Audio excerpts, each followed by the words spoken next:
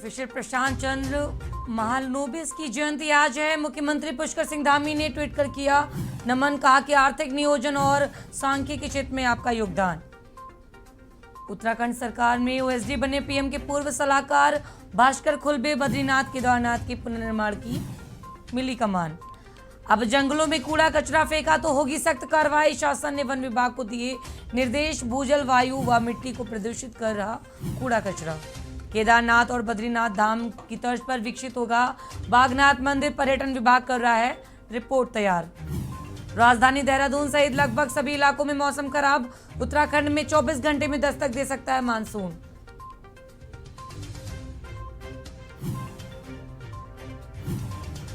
उत्तराखंड में कोरोना के फिर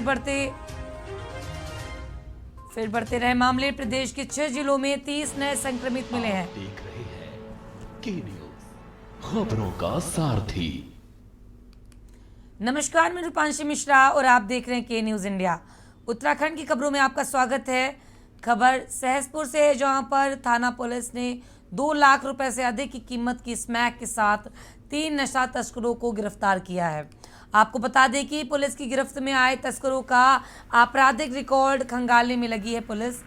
एसओ सहसपुर नरेश राठौर ने मामले का खुलासा करते हुए बताया है कि क्षेत्र में नशे के काले कारोबार के खिलाफ पुलिस का अभियान लगातार जारी है, जिसके चलते कार्रवाई करते हुए थाना पुलिस ने सिखोवाला गांव से 3 नशा तस्करों को गिरफ्तार किया है, जिनके पास से 20 ग्राम से अधिक स्मैक बरामद हुई है, जिसकी बाजार में कीमत 2 लाख से ज़्यादा है।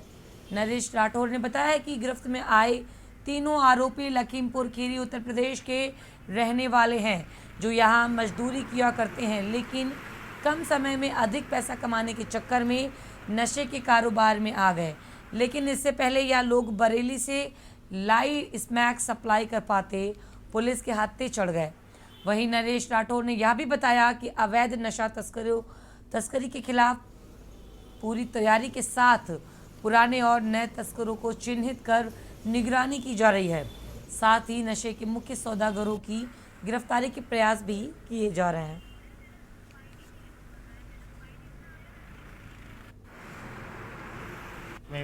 स्मैक के साथ पकड़े गए हैं, जिसमें ये इनसे लगभग 20.5 ग्राम स्मैक बरामद हुई है। और ये तीनों से जब पूछताछ की गई तो इनके द्वारा बताया गया कि यहीं पे मजदूरी का काम करते हैं। मूल रूप से लखीमपुर खीरी डिस्ट्रिक्ट के रहने वाले हैं तीनों, या मजदूरी का काम करते हैं। जब इन्होंने यहाँ पे देखा कि ये इस तरह के नशे का काफ़ी वो है डिमांड है, तो उसको ये लोग बरेली गए थे और बरेली से ये कल लेकर आए थे। और जब तक ये इसको यहाँ पे सप्लाई कर पाते, उस पुलिस द्वारा इनको पकड़ लिया गया। क्या कीमत रही होगी? जी, कीमत क्या रही होगी? कीमत इसकी लगभग जो अगर इसकी हम मोटे तौर पे आके तो लगभग 2 लाख से ऊपर ही इसकी कीमत होगी। सर, पहले से इस तरह के मामले देखने को लेकर आए हैं शासकीय थाना में, तो अभी पुलिस का क्या बड़ा एक्शन रहने वाला है? देखिए, इसमें जो खासकर जो भी असामाजिक तत्व हैं या जो भी इस तरह की गतिविधियों में संलिप्त हैं,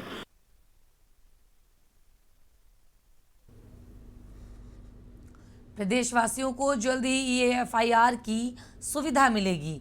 इसमें घर बैठे ही एफआईआर दर्ज कराई जा सकेगी। प्रारंभ में वाहन चोरी और गुमशुदा वस्तुओं के संबंध में ईएफआईआर कराई जा सकेगी। इस संबंध में मुख्यमंत्री श्री पुष्कर सिंह धामी ने सचिवालय में गृह और पुलिस विभाग के वरिष्ठ अधिकारियों के साथ बैठक की है। मुख्यमंत्री के समक्ष सीसीटीएनएस के अंतर्गत बनाए जा रहे ईएफआईआर पोर्टल का प्रस्तुतिकरण दिया गया। मुख्यमंत्री ने कहा कि सरलीकरण, समाधान, निस्तारण और संतुष्टि सरकार का मूल मंत्र है। सिस्टम इस प्रकार का होना चाहिए जिससे जनता सरलतम तरीके से अपनी शिकायतों का समाधान करा सके। मुख्यमंत्री ने कहा है कि ईएफआईआर से आम जन को बहुत सुविधा होगी। व्यक्ति को एफआईआर दर्ज कराने के लिए परेशान नहीं होना पड़ेगा। ईएफआईआर में उच्च अधिकारियों द्वारा नियमित रूप से समीक्षा की जाए।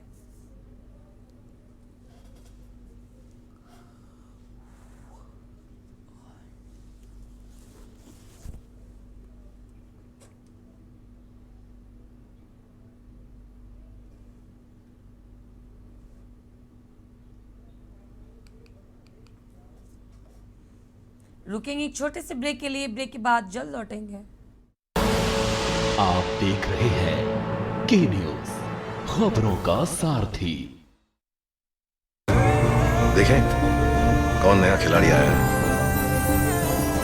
समझा देते हैं, प्यार से समझाएंगे। ये तो अपनी जुबान है। जुबान एक हो तो दिल भी एक होने चाहिए। विमल बोलो जुबान केसरी। के न्यूज की खास पेशकश सप्ताहांत में देखिए लहू लुहान कारते परवान इस शनिवार रविवार रात 8 बजे और पेगासस अ वेपन इस शनिवार रविवार रात 8:30 बजे प्रबुद्ध चौहान के साथ। आप देख रहे हैं की न्यूज, खबरों का सारथी। ब्रेक के बाद आपका स्वागत है। खबर लक्सर से है, जहां पर लक्सर के पंचेश्वर महादेव मंदिर में पुजारी के चले जाने के बाद पूजा पाठ करने के लिए तहसीलदार द्वारा नियुक्त मांगेराम पुजारी के तौर पर किए गए ग्रामीणों को जिम्मेदारी दी गई। जैसे ही ग्रामीण पूजा पाठ करने के लिए मंदिर में पहुंचा तो उसे वहां मंदिर के गेट पर ताले लगे मिले। कुछ देर बाद पुरवाली गांव के मगत ने मांगेराम को पूजा पाठ न करने व जान से मारने की धमकी देकर भगा दिया और अपना मालिकाना हक जताता रहा, जबकि मंदिर में 3 गाय मवेशी कल से भूखी हैं। कोई देखरेख करने के लिए मंदिर में मौजूद नहीं है, जबकि लक्सर तहसीलदार पंचेश्वर महादेव मंदिर की अध्यक्ष नियुक्त हैं। सुबह से ही श्रद्धालुओं को मंदिर के गेट पर लगे तालों के कारण बिना पूजा पाठ किए ही वापस लौटना पड़ रहा है। ग्रामीणों द्वारा कई बार पुलिस प्रशासन से शिकायत की गई, लेकिन कब्जा का दावा करने वाले के खिलाफ अभी तक पुलिस और प्रशासन ने कोई कार्रवाई नहीं की है।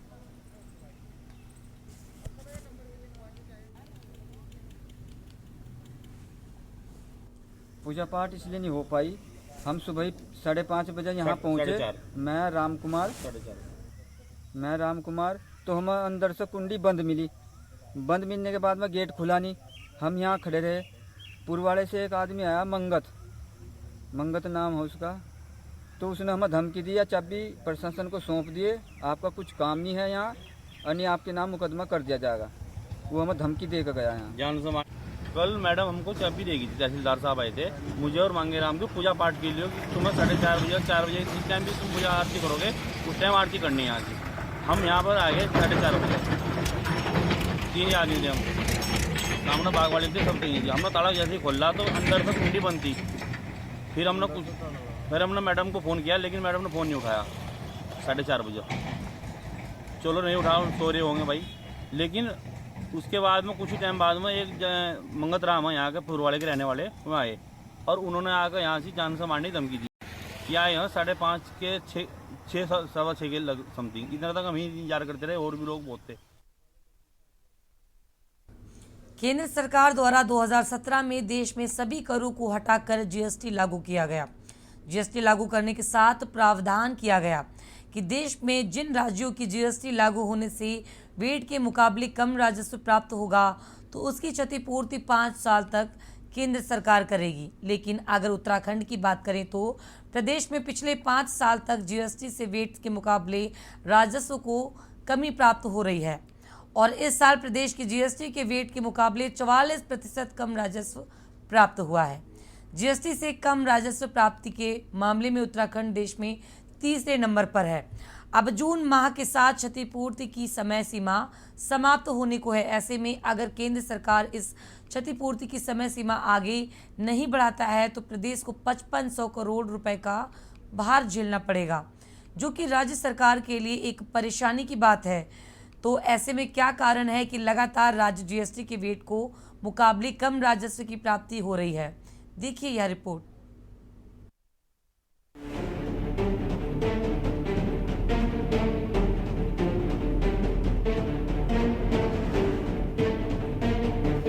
उत्तराखंड सरकार के लिए जीएसटी की क्षतिपूर्ति की डेडलाइन बड़ी चिंता बनी हुई है। दरअसल जीएसटी व्यवस्था के लागू होने के बाद इन 5 सालों में उत्तराखंड राजस्व कलेक्शन की काफी ज्यादा पिछड़ा है, जिसके एवज में केंद्र सरकार की तरफ से राज्य को हजारों करोड़ की प्रतिपूर्ति मिल रही है। लेकिन केंद्र सरकार द्वारा 5 साल की समय सीमा जून माह में समाप्त हो रही है, जिसके बाद केंद्र राज्यों को क्षतिपूर्ति देना बंद कर देगा। और ये चिंता राज्य के लिए मुसीबत बनी हुई है, क्योंकि जीएसटी से राज्य को हर साल हजारों करोड़ के नुकसान से गुजरना होगा। फिलहाल अगर 2022 की बात करें तो इस साल 44% वैट के मुकाबले जीएसटी से राजस्व प्राप्ति हुई। अगर केंद्र सरकार क्षतिपूर्ति बंद करता है तो 5500 करोड़ रुपए का अभिभार राज्य पर पड़ेगा। हालांकि उत्तराखंड के साथ ही पहाड़ी राज्यों के लिए जीएसटी व्यवस्था काफी नुकसानदायक रही है। उत्तराखंड के मुख्यमंत्री पुष्कर सिंह धामी ने इस परेशानी से निपटने के लिए अपने दिल्ली दौरे पर प्रधानमंत्री नरेंद्र मोदी से मुलाकात की थी और इस क्षेत्र में बेहतर कदम उठाने का आग्रह किया था। वहीं जीएसटी को लेकर विशेषज्ञों का कहना है कि वैट के मुकाबले जीएसटी में राजस्व की कमी बढ़ती जाएगी, क्योंकि उत्तराखंड में बनने वाला सामान किसी अन्य प्रदेश में जाकर बिकता है, जिसके बाद उसका जीएसटी उस स्टेट में चला जाता है। इससे हमें अपने यहाँ खरीदार बढ़ाने होंगे और अगर केंद्र सरकार क्षतिपूर्ति देना बंद करती है तो उससे उत्तराखंड ही नहीं, जहाँ जहाँ ये प्रॉब्लम है वहाँ बड़ा नुकसान होगा। इससे केंद्र को इसकी समय सीमा बढ़ा देनी चाहिए। जीएसटी और वैट का बेसिक डिफरेंस क्या है? जीएसटी जो है जहाँ पर सामान बनता है वहीं लग जाता है। अब जैसे उत्तराखंड में उधम सिंह नगर में, सिडकुल में या हरिद्वार में, सेलाकुई में, जहाँ भी आप कोई चीज़ बनाएंगे वैट लगा के बेचेंगे।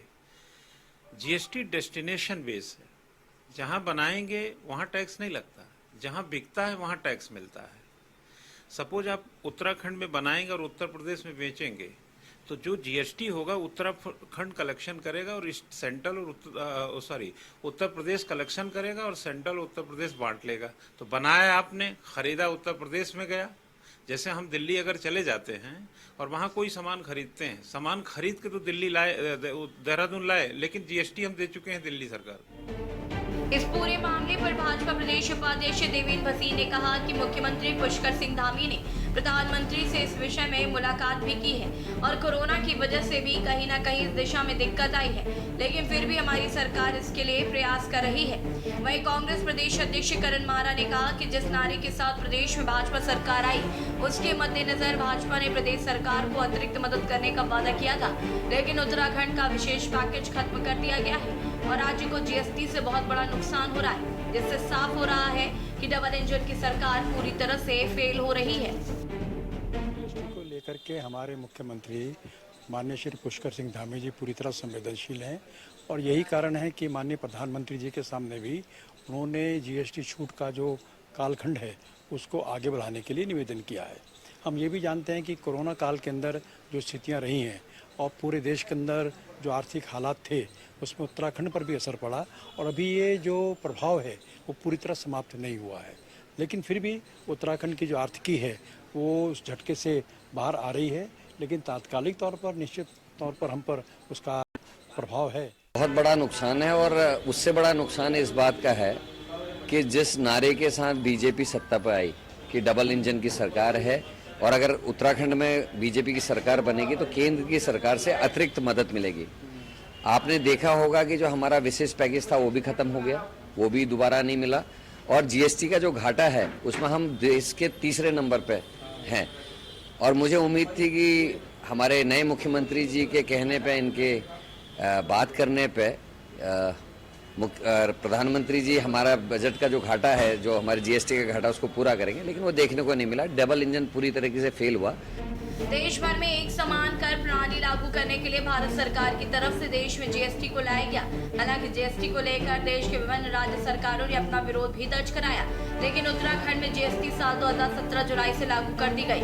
लेकिन जीएसटी लागू होने से प्रदेश सरकार को हर साल हजारों करोड़ रुपए का नुकसान हो रहा है। ऐसे प्रदेश सरकार केंद्र सरकार से समय सीमा बढ़ाने का आग्रह करेगा, लेकिन सवाल ये बनता है कि क्या कारण है लगातार उत्तराखंड के साथ साथ पहाड़ी राज्यों को जीएसटी से वैट के मुकाबले राजस्व में कमी आ रही है और किस तरह से राज्य सरकार इस परेशानी से निपटेगी।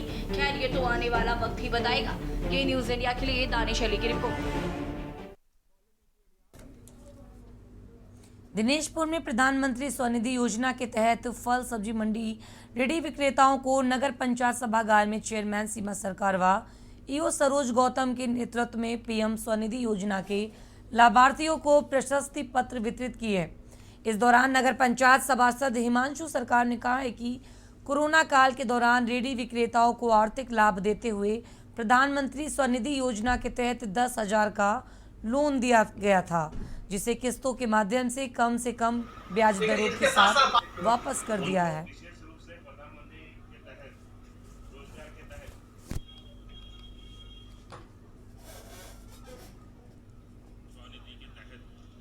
जो रेहड़ी फल वाले सब्जी वाले उनको जो है 10-10 हज़ार रुपये का जो प्रधानमंत्री की ओर से गिफ्ट दिया गया। ये जो है योजना जो रेहड़ी वाले फल वाले गरीब लोग जो ठेली लगाते थे और साहूकार से ब्याज में पैसा लेके दुकानदारी करते थे और शाम को उन्हीं को बेच के दे जाते थे, उनके निमित्त जो है प्रधानमंत्री ने उनके मन की बात के तहत किसी ने ये आवाज़ उठाया था। तो जो है इसी के तहत जो गरीब लोगों को जो है स्वरोजगार के तहत ये जो है अनुदान जो दिया जा रहा है मंत्री जी की तरफ से जो कोविड कोरोना काल में जैसे इनकी आर्थिक स्थिति का आर्थिक संकटों का सामना करना पड़ा था, उसी समय प्रधानमंत्री महोदय द्वारा 10,000 रुपये का प्रधानमंत्री स्वनिधि योजना के तहत 10,000 रुपये का लोन दिया गया था और उसी का प्रशस्ति पत्र और एक प्रधानमंत्री जी की तरफ से एक कवरिंग लेटर इनको दिया गया है सम्मान स्वरूप। और इसके अलावा इसके में जिन्होंने 10,000 रुपये सफलतापूर्वक जिन्होंने चुका दिए हैं, अब उनको आगे 20,000 से 50,000 तक का भी लोन प्रधानमंत्री स्वनिधि के तहत दिया जाएगा। वक्त हो चला एक छोटे से ब्रेक का। ब्रेक के बाद जल्द लौटेंगे। आप देख रहे हैं के न्यूज, खबरों का सारथी। देखें कौन नया खिलाड़ी आया है, समझा देते हैं, प्यार से समझाएंगे। ये तो अपनी जुबान है। जुबान एक हो तो दिल भी एक होने चाहिए। विमल बोलो जुबान केसरी। के न्यूज की खास पेशकश सप्ताहांत में देखिए लहू लुहान कारते परवान इस शनिवार रविवार रात 8 बजे और पेगासस अ वेपन इस शनिवार रविवार रात 8:30 बजे प्रबुद्ध चौहान के साथ।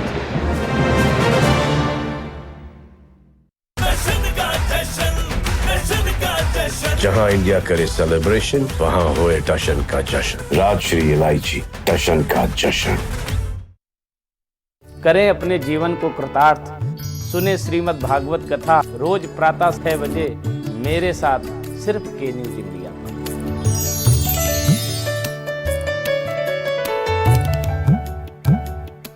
गोल्डी हिंग का तड़का लगे तो सभी दबा के खाते हैं।